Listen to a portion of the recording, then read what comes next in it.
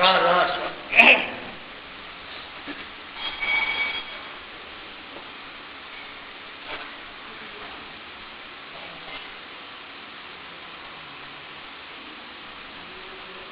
साहब को बड़ी हैरानी रहती है कि शहजादपुर कैसे आ गए। अच्छा, पंडित फतेहचंद जी महाराज 19 जनवरी सन 67 को शहजादपुर आए। शहजादपुर 19 जनवरी 1967 आए।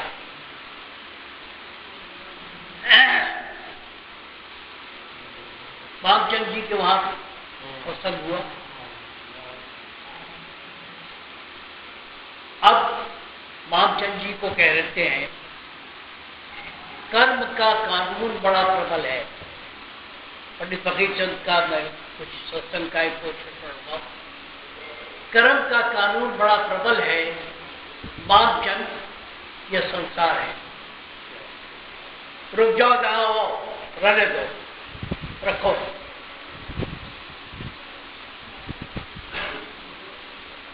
मामचंद जी को कहते हैं, सत्संग तो हुआ है। मामचंद जी को कहते हैं कर्म का कानून बड़ा प्रबल है, मामचंद यह संसार है। प्रारब्ध कर्मों के अनुसार मेरा तेरा मेल हुआ। तेरे गुरु दाता दयाल महर्षि थे, मेरे गुरु भी वही थे, अतः हम दोनों गुरु भाई ठहरे। उनकी शिक्षा भी यही थी जो मेरी है, किंतु मेरी वर्णन शैली मोटी और स्पष्ट है, उनकी शैली रिफाइंड थी। बस इतना ही अंतर है। तुम यहां सत्संग कराया का सिलसिला जारी कराओ, तुम यहां सत्संग का सिलसिला जारी कराओ, ताकि तुम्हारी जन्मभूमि वालों को का भी कल्याण हो सके। उनके सामने अपना अमली जीवन प्रस्तुत करो, इससे अधिक क्या हो। मैं ये कह रहा था कि जनवरी 1967 में शहजादपुर के सत्संग की नींव डाली गई। ये जो कुछ हो रहा है उनकी इच्छा से हो रहा है। ये बात कहीं पढ़ रहा था, मुझे नजर पड़ी, मैंने कहा आप लोगों से कहते। हम लोगों को नहीं मालूम था। एक आध बार सत्संग में आए थे हम लोग, पंडित श्यामलाल के वहां आए थे और जसवंत सिंह साहब के वहां आए थे, और कुछ ऐसी बात बैठी कि बगैर अनजाने में हम लोगों ने वही काम शुरू किया। 1967 में उन्होंने कहा था, और 5 जुलाई को इस जमीन का सौदा हुआ। 5 जुलाई 2003 को इस जमीन का सौदा हुआ। 5 अगस्त को 2003 में इसका बैनामा हुआ, और 5 सितंबर को यहाँ सत्संग शुरू हुआ। मैं यही कह रहा था, ये उनकी इच्छा है, हम लोग अनजाने में वही काम कर रहे हैं। कितने दिनों बाद 34 साल का वक्फा बीच में रहा, हम लोगों को किसी को मालूम नहीं था। इसकी नींव उन्होंने रखी। हम लोग उनका हुक्म पालन कर रहे हैं, जाने अनजाने। वो चाहते थे कि शहजादपुर में सत्संग हो। उस जमाने में नई बात बैठी, बगैर जाने सुने हम लोगों ने यहाँ काम शुरू कर दिया। तो ये जो कुछ हो रहा है उनकी मर्जी से हो रहा है, और उन्हीं की आज्ञा में हम लोग पालन कर रहे हैं। अब बहुत सस्ती। ये तो इतिहास है, ये तो इतिहास है कि भटकते भटकते हम लोग फिर शाहजहादपुर आ गए। एक ख्याल उन्होंने दिया, 34 वर्ष सफर करता रहा और जाके 2003 में यहाँ शुरू।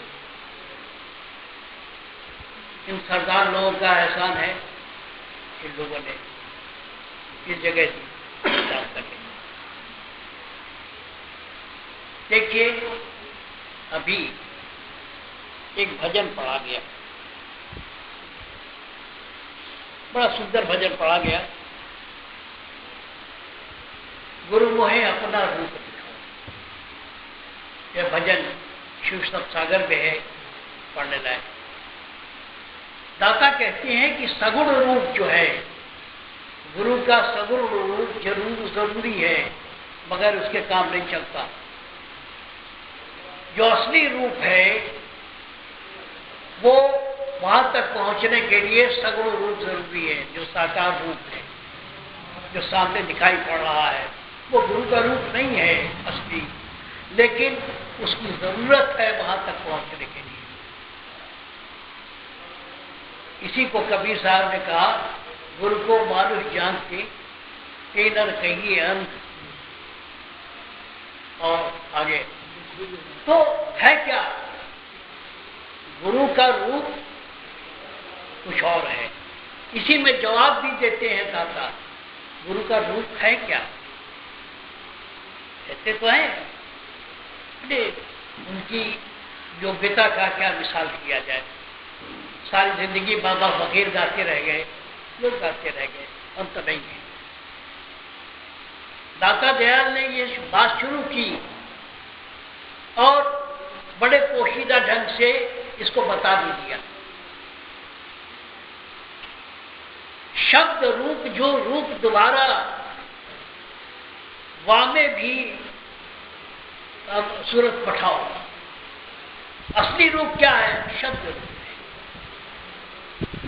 इसी भजन में वो सब कहते सुनते कहते हैं कि शब्द रूप असली गुरु का रूप है। ये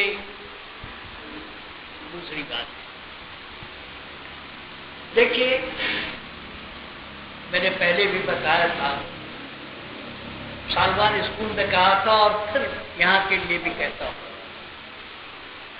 है क्या कि ये सारी सृष्टि परम तत्व से बनी है, परम तत्व से। एक चीज है जो दिखाई नहीं पड़ती, लेकिन हर जगह मौजूद है। एक चीज है जो हर चीज में है लेकिन दिखाई नहीं पड़ती। पेड़ पौधों में है, जिसके कारण पौधे बड़े होते हैं, फलते हैं, फूलते हैं, खत्म हो जाते हैं। वही चीज आदमी में है, छोटा सा बच्चा पैदा होता है, बढ़ता जाता है, बूढ़ा होता है, मर जाता है। वही चीज प्रकृति की जितनी चीजें हैं उनमें मौजूद है। उसको संतों ने परम तत्व कहा है। मोटे तौर पर आप परम तत्व को ऐसे ही समझिए जैसे बादल छाया आकाश, आकाश में जैसे बादल छाया है, उसी तरह परम तत्व का भंडार है।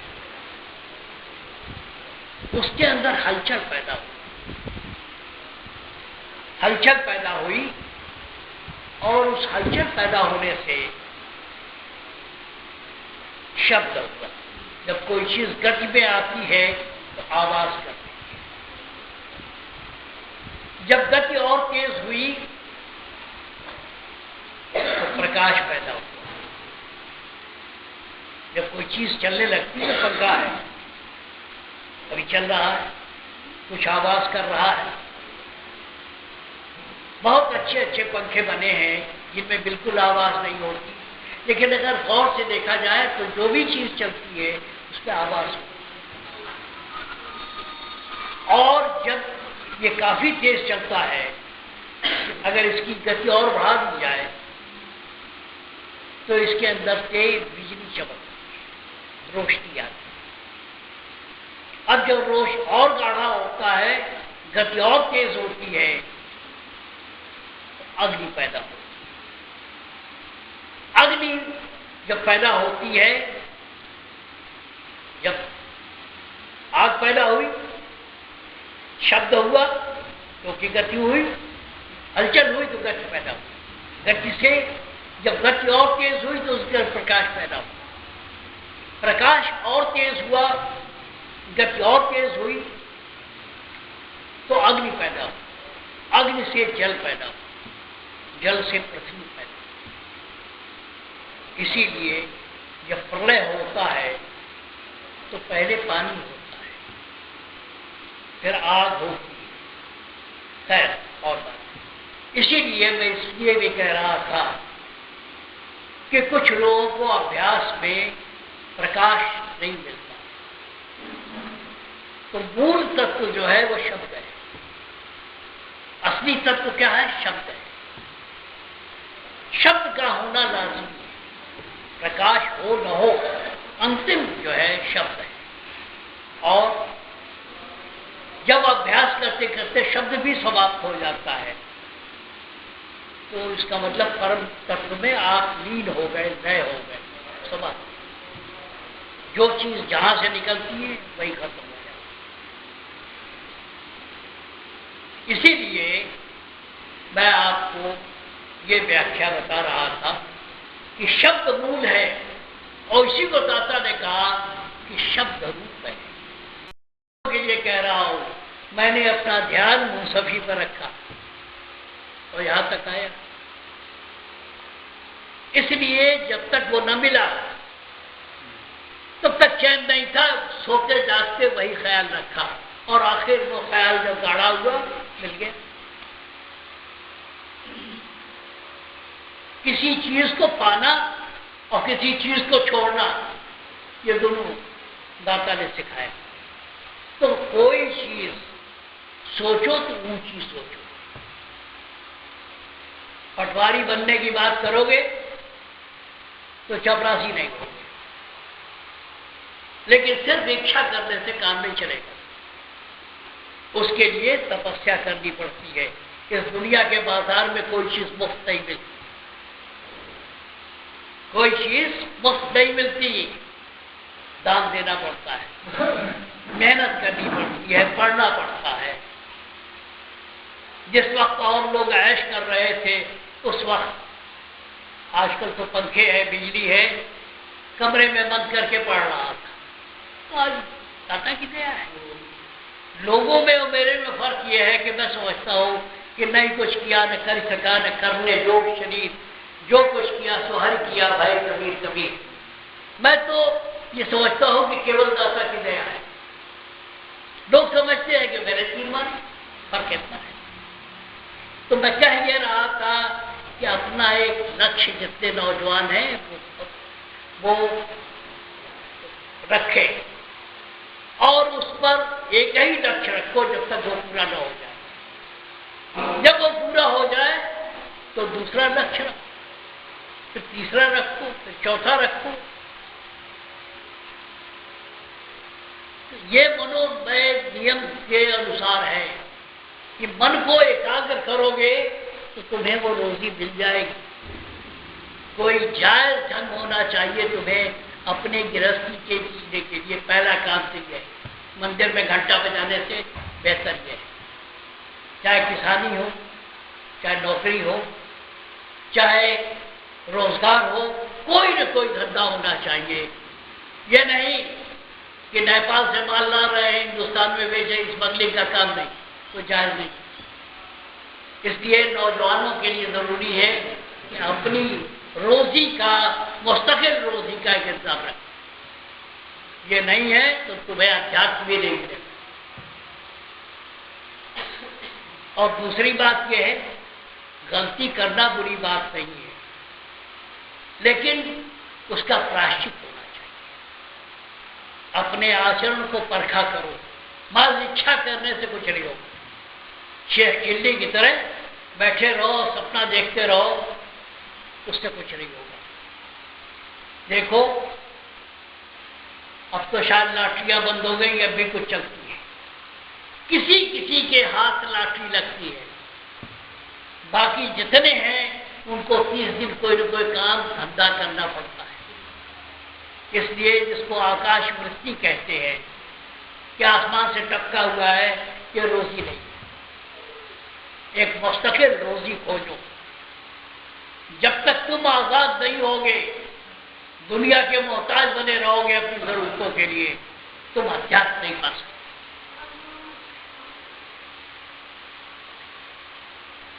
गीता रामायण पढ़ने से बेहतर है अखबार पढ़ो। अखबार में देखो, लोगों ने अपने अपने पद का दुरुपयोग किया, आज तिहाड़ जेल की शोभा बढ़ा रहे हैं। जो 3 बेर खाते वो 3 बेर खाते। जो मुगल बेगमें 3 वक्त खाती थी, नाश्ता करती थी, दिन का खाना, रात का खाना, उनका क्या हाल हुआ उसको भूषण कहते हैं। जो 3 बेर खाती, जो 3 बार खाती थी, वो 3 बेर खाती, वो 3 बेर खा के वो कर रही है, ये ठीक नहीं। तुम मोहताज न रहो, तुम मोहताज न रहो। कहते हैं मोहम्मद साहब के पास एक आदमी गया, तो उसने कहा महाराज कई दिन हो गया खाना नहीं खाया। उन्होंने उसको बैठाया, खाना खिलाया और शाम को उसको बाजार ले गए, कुल्हाड़ी खरीद के दे दिया। कहा जंगल से लकड़ी काटो और बेचो, मांग के खाना ठीक नहीं। इसलिए नौजवानों के लिए, दुनियादारों के लिए एक जायज ढंग होना चाहिए जहां से इतनी आमदनी हो कि तुम्हारा खर्च चले। वो स्वामी तुलसीदास ने कहा कि पराधीन सपने हो सुख नहीं। जो आदमी गुलाम है उसका सपने में भी चैन नहीं है। इसलिए नौजवानों से मेरा आग्रह है कि तुम घंटा बजाना छोड़ो। पहला काम तो यह है कि अपनी मुस्तकिल रोजी का इंतजाम रखो, चाहे बिजनेस हो, चाहे नौकरी हो, चाहे जो हो, चाहे खेती हो, किसानी हो। और फिर जो परिवार है उसके साथ सद्व्यवहार करो तो तुम्हें शांति मिल जाएगी। दुनिया में कोई चीज असंभव नहीं है, असंभव नहीं है। हाँ, उसके लिए कीमत देनी पड़ती है। अगर एक आदमी ने एवरेस्ट पर चढ़ गया तो और भी लोग कोशिश कर चढ़ सकते। ये कोई मुश्किल बात नहीं है। दुनिया में आए हो तो दुनिया के मजे लो, लेकिन अपने खर्चे में, दूसरों खर्चे में नहीं। पुरुषार्थ की जरूरत है, परमार्थ से पहले पुरुषार्थ की जरूरत है। और सिर्फ चाहने से नहीं मिलता। खेत है, आप खेती करते हो, अगर वक्त पर पानी और खाद न मिले तो खेत क्या हो? वक्त को पहचानो और पहचान के उसकी कीमत दो। उसकी कीमत तुम्हारी अपनी तपस्या पर है, बगैर तपस्या की कोई चीज मिलती नहीं। चाचा ताऊ ने नौकरी दिला दी, कब तक चलेगी? और अगर भगवान दिला दे कोई चीज तो उसका दुरुपयोग मत करो। आज ये जितने महान लोग तिहाड़ जेल में शोभा बढ़ा रहे हैं, उन लोगों ने अपने पद का दुरुपयोग किया, अपने स्वार्थ के लिए दुरुपयोग मत करो। मालिक तुम्हें बरकत देगी। और इसलिए विवेक के अनुसार चलो, दुनिया तुम्हारी खुशहाल रहेगी। मैं तो खुशहाल हूं, तुम चाहो तो आ जाओ इस तरह से। नहीं चाहते तो ठीक है, बस चाहने से नहीं हो जाता। किसी किसी के हाथ बटेर लग जाती है, बाकी को 30 दिन काम करना पड़ता है, नौकरी करना पड़ता है, धंधा करना पड़ता है, दुकानदार। जो दुकान करने वाले हैं सबसे अच्छे बनिए होते हैं। क्यों? बनिए का लड़का भूखा रहेगा, खाने की चीज बेचेगा लेकिन उसमें खाएगा नहीं। मिठाई की दुकान पर बैठा है, भूखा रह लेगा। इतनी तपस्या संतों के पास नहीं है। या खराबी क्या है बनियों में? तो खुदगर्ज है, अपने ही लिए सोचते, अपने ही स्वार्थ के लिए सोचते। और जब अपने के लिए स्वार्थ के लिए नहीं सोचते तो महात्मा गांधी हो जाते। जब अपने स्वार्थ के लिए नहीं सोचते, दुनिया के स्वार्थ के लिए सोचते हैं तो महात्मा गांधी हो जाते हैं। कहने का मतलब क्या है? बनिए तपस्या बड़ी करते हैं, किफायत से रहेंगे, पैसा कम रहेगा, पैसा कम खर्च करेंगे, पैसा बचा लेंगे, भूखो रह लेंगे, सौदा बिकेगा तो मुनाफा होगा। इतनी तपस्या संतों के पास नहीं है। अगर वो उनका लक्ष्य विस्तृत हो जाए तो बड़ी अच्छी कौम है। बुरे क्यों है? इसलिए कि उसे बदले ही मुनाफे की बातें हैं। लेकिन तपस्या वो बड़े बड़े संतों ज्यादा करते हैं। अरे कौन है ऐसा कि मिठाई रखी है, सब कुछ रखा है, लेकिन नहीं, कुछ खाएंगे नहीं, बेचेंगे, मुनाफे की बात है। इतना तप, इतना आत्मसंयम किसी औरों के पास नहीं है। खैर, एक तो मैं उनके लिए कह रहा था जो दुनियादार है, अगर तुम्हें कोई चीज नहीं मिलती तो सब्र करो, उकताओ नहीं। वक्त आएगा तुम्हें वो तुम्हारी मांगी हुई चीज मिलेगी, मुराद मिलेगी, जिंदगी खुशहाल हो जाएगी। भाई मैं इतने दिनों से सत्संग में रहा, मालिक की दया है, कहते हुए झिझक लगती है लेकिन सुखी। अब रह गई बात दूसरी, 98% के लिए तो ये है कि भाई भरोसा करो मालिक का। अपने मन में रोज देखो कि तुम्हें सफलता क्यों नहीं मिलती। जब कोई लड़ाई होती है, लोग हार जाते हैं तो इस पर विचार करते हैं कि क्यों हम हार गए। राजनीतिक पार्टियां जब हारती और जीतती हैं तो इलेक्शन के बाद वो विचार करती हैं कि हम क्यों हार गए। इसलिए अगर कोई चीज नहीं मिलती है तो आत्मविश्लेषण करो कि तुम्हें क्यों सफलता नहीं है और मिलेगी क्यों नहीं। रामायण में कहा गया है कि कौन वस्तु अप्रिय मोह लागी, जो मुनिवर तुम न मांगी। कठोगे नहीं मैं बोरे, असविश्वास तो जो जिन बोरे। अगर सच्ची लगन है तो कोई ऐसी चीज दुनिया की नहीं है जो तुम्हारा मालिक नहीं। ये तो दुनियादारों के लिए। शीशे के मकान में रहने वाले दूसरे पर पत्थर नहीं फेंकते। अगर तुम अपना भला चाहते हो तो दूसरों का बुरा न चाहो। दूसरों के लिए खुराफात करोगे तो बड़ी परेशान रहोगे।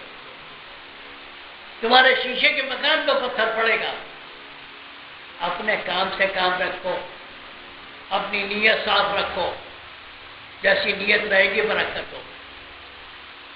अब रह गई बात दूसरों की, जो 2% है, जो इस आवागमन से निकलना चाहते हैं, उनकी बात।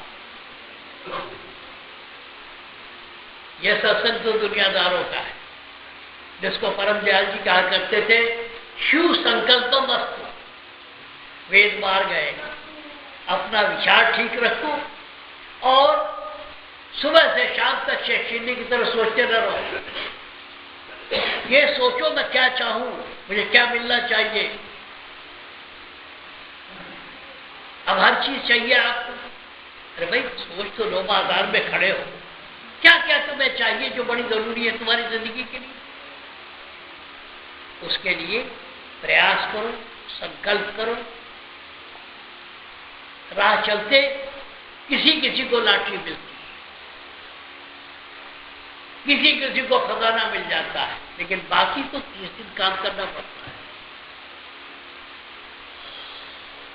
जिसकी नीयत ठीक नहीं उसको कुछ नहीं मिलेगा। है अब मैं उस 2% पर आता हूं कि वो क्या करें। तरीका ये है कि सारे मत दुनिया के जो स्वामी जी की किताबों में लिखा था, राय शालिग्राम साहब ने लिखा था कि वशिष्ठ नहीं पहुंचे, ये नहीं पहुंचे, वो नहीं पहुंचे, जिसको परम दयाल कहते थे, मेरे पुरखों को लोगों ने कहा तो मेरे दिल को धक्का लगता था। बात क्या है, दुनिया के जितने मत हैं वो 3 पद के हैं। पहली तो कुछ अच्छे धर्म है तो चिंता नहीं करते, वो पैदा होने से मरने तक की बात करते हैं। मर गए, उनको दफना दिया गया, कयामत के दिन खुदा आएगा और निर्णय करेगा। सबसे ज्यादा परेशानी हिंदुओं को है, जैनियों को है, हिंदुस्तान के जो मत मतांतर उन्हीं को दिक्कत है। बाकी और लोग तो ठीक है, पैदा हो गए, एक दिन दफन कर दिए जाएंगे, उसके बाद खुदा मियां आएंगे, कयामत के दिन फैसला हो। परेशानी सबसे ज्यादा अधिक हिंदुओं को है, जैनियों को है, सिखों को है, जो सोचते हैं मरने के बाद क्या होगा। सिख तो साफा बात के अलग हो गए, लेकिन हैं वो संत मत में ही। आप बताएं, पहला काम तो यह है कि सहारा लेना पड़ेगा किसी का। अगर किसी को इस आवागमन के चक्कर से बार बार पैदा होने और मरने से छुट्टी पाना है तो कोई साधक, कोई गुरु चाहिए। बगैर गुरु के काम नहीं होता, बगैर गुरु के सहारा नहीं मिलता। पहली बात तो मैंने बताई, गुरु होना चाहिए जो अपनी कमाई खाता हो, जिसका अपना कोई स्वार्थ न हो तुम्हारे लिए। दूसरी बात क्या है, सिर्फ बकवास न करता हो, खुद भी प्रयास करता हो, साधक हो। उसकी पहचान क्या है? अगर उससे मिलो और दोबारा मिलने की भी इच्छा हो, ये बाबा लोग अपने अपने तरीके पर रखे हुए हैं, अपने चेले चावड़ रखे हुए हैं, अपने भेष रखे हुए हैं, तो आदमी घबरा जाता है। अगर तुम्हें 3 महीने के अंदर फिर ख्याल आया कि इस आदमी से मिलो तो समझो उसके पास कुछ है, वरना बेकार। तो पहला काम तो गुरु धारण चाहिए, और गुरु वो हो जो इसका स्वार्थ न हो तुम्हारे लिए, तुम्हारी दौलत जायदाद परिवार से कोई लाभ हो।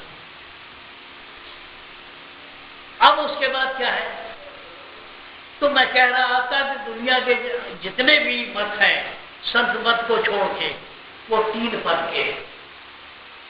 3 पद क्या हुआ? शरीर, मन और आत्मा। ये लोग स्वर्ग नर्क तक जाते हैं। जैसे बैंकॉक से कमा के आए हो तो अशोका होटल में 15 दिन ठहर सकते हो, उसी तरह आपने अगर तपस्या की है तो कुछ दिन स्वर्ग में रह सकते हैं, फिर उसके बाद आएंगे नीचे, फिर आदमी की जिंदगी जीना मरना। इसलिए जितने भी मत हैं वो 3 पद तक है। केवल संत मत ऐसा है जो 4थे पद की बात करता है, 5वें पद की बात करता है। अब क्या है, शरीर से पहले तो साधन करके शरीर जो है, जो अभ्यास का तरीका है, उससे शरीर से आगे बढ़ो, मन में आओ, मन से बढ़ के आत्मा में आओ, और फिर 4थे पद में पहुंचना है। 4थे पद की ये भक्ति है, नीचे वाली तो प्राइमरी है, 4थे पद की भक्ति होगी कैसे? देखो, संतों ने बड़ा तलाश किया, मैं पहले भी कह चुका हूं, कई साल पहले, फिर कह रहा हूं, असली स्थिति कहां होगी? असली स्थिति वही होगी जैसे नया बच्चा पैदा होता है। जब नया बच्चा पैदा होता है तुम परेशान क्यों हो गए? पैदा हुए 1 हफ्ते तक तो किसी और पर ध्यान ही नहीं, आंख बंद किए हुए अपने। हर बच्चा जो पैदा होता है 1 हफ्ते कम से कम वो अपने मगन रहता है। उसको जब भूख लगती है या जब उसको हाजत होती है, पखाना पेशाब होता है तो ही परेशान होता है, वरना वो हमेशा संतों की तरह लगा रहता है। वही आपकी स्थिति होनी चाहिए, तब आपको चौथा पद मिलेगा। चौथा पद क्या है? मोटे तौर पर जो बच्चे की स्थिति है, नए पैदा हुए बच्चे की जो स्थिति है, वो स्थिति जब आपकी होगी तो आप चौथे पद को होंगे। मन से, शरीर से, मन से, आत्मा से हट के चौथा पद है, और उस चौथे पद पर जब आओगे तो आपको असली मुक्ति मिलेगी। उसका मोटा मिसाल नया बच्चा पैदा है। वो बच्चा जो हफ्ते भर तक अपने ध्यान में मग्न था, क्या हुआ? पहले तो मां को पहचानने लगा, हफ्ते भर में मां को पहचानने लगा। मां अगर किसी काम से उठती थी तो बेचैन होकर जग जाते थे, रोने लगते थे। फिर बाप मां के बड़े करीब था, इसलिए बाप से संपर्क हुआ। फिर क्या हुआ? परिवार के लोग, बुआ, मासी, ताती आने लगी, उनसे संबंध हुआ। फिर क्या हुआ? खिलौनों में बालने लगे। फिर क्या हुआ? अपनी किताबों में, अपने खिलौनों में, अपने साथियों में मन रमने लगा। कहते हैं कि दशरथ जी जब भोजन बन जाता था तो अपने बच्चों को बुलाते थे कि आओ भाई, लेकिन वो लोग अपने साथियों में मस्त रहते थे।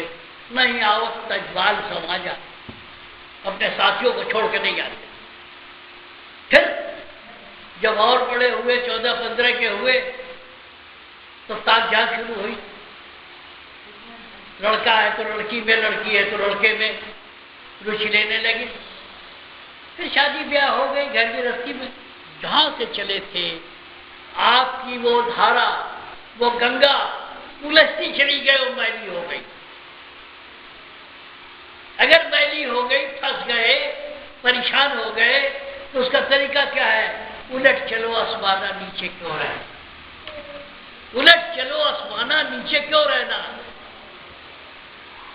इसलिए पंडित जी, हीरा सिंह और लोग जो है, उनको ये करना चाहिए कि अब अभ्यास में शरीर, मन, आत्मा से हट के परम तत्व में लीन होना चाहिए। यह चौथा पद है। चौथा पद यही है, और वही चौथा पद है जिसको कबीर ने गाया, सखियां वो घर सबसे प्यारा, जहाँ पौर पुरुष हमारा, जहाँ साथ झूठ नहीं, पाप पुण्य प्रसार, या कुछ नहीं, जहाँ न वेद है न शास्त्र है, कुछ नहीं, केवल आप हैं। आप मरे भी नहीं, आप अपने में खो गए, गुम हो गए, अपनी जात में समा गए।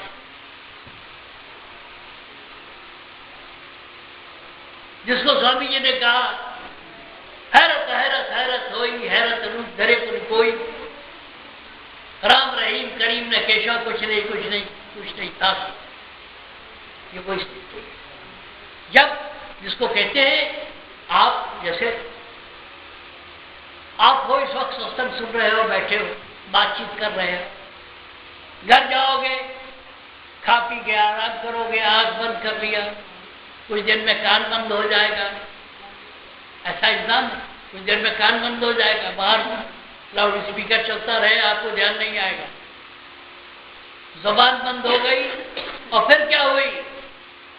आपकी आत्मा, आपकी सूरत शरीर से उठ के मन में आ गई। कुछ सपना देख रहे हैं, मन भी थक गया, सूरत ऊपर चढ़ी, आत्मा में पहुंची, और फिर उससे भी आगे। अब चौथे पद पर आने का तरीका क्या है? चौथा पद सबके लिए नहीं है, ये मुकेश कुमार के लिए नहीं है। अभी घर गृहस्थी है, खेलो कूदो। चौथा पद पहुंचे हुए सत्संगियों के लिए। क्यों? चौथे पद पे चलो, उलट चलो आसमाना, नीचे क्यों रहना? और मोटा चौथा पद क्या है?